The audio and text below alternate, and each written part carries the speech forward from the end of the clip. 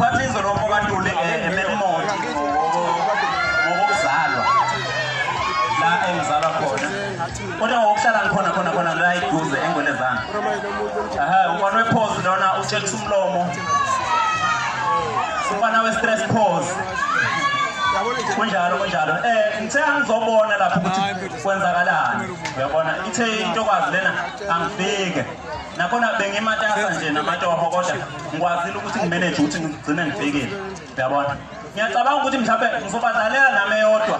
mhlawumbe ekuhambeni kwesikhathi ngeke ngazi ukuthi kokwenzeka lokho kodwa ngiyacabanga nje ngizobadlalela i-ex yami niyayazi i-ex yami